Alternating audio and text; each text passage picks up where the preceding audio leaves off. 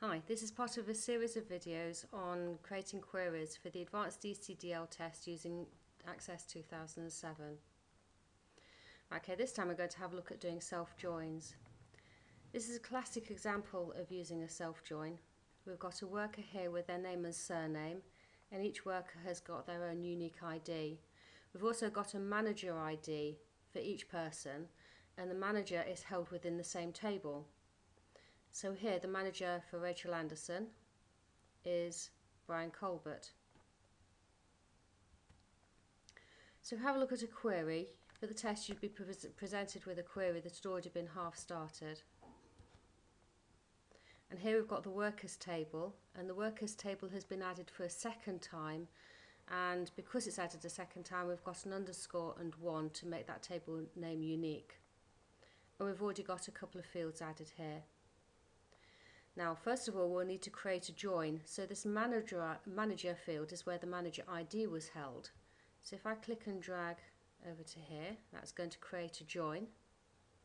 And now if we wanted to add the first name and surname of the manager, we'll just add those fields here to the grid.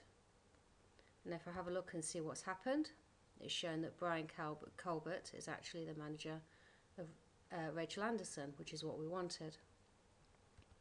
It might be that you were asked to add the names here of the fields as well, because if we have a look here back, see it's not got a very good name here for the field.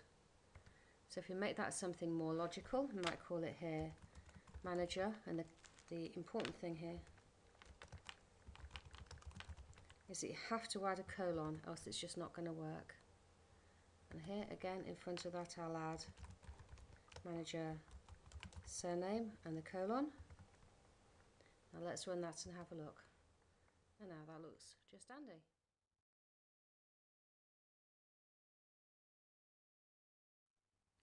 Now you can make changes to the relationship within a query, and that will affect the number of records that are displayed. Let me show you an example I've got here.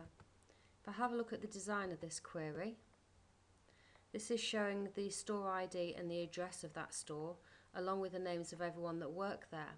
However, this will only show the names of the people who are allocated to a store. If somebody's not allocated to a store, it won't display them.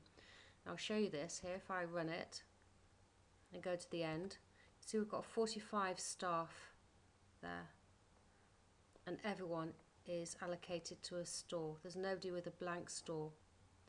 Have a look back at the relationship here, and if I double click on this, so we've got option number 1 selected here. If I try selection number 2, include all records from stores, but only records from workers where the joins are equal,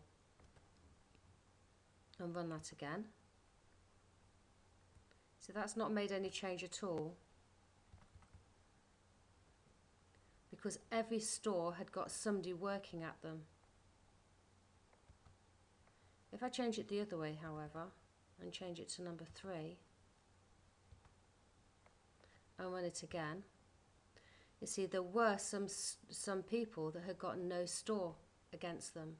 So that is now showing us 49 records instead of the original 45. So option number 1 would have only shown these records down here, right down to the end.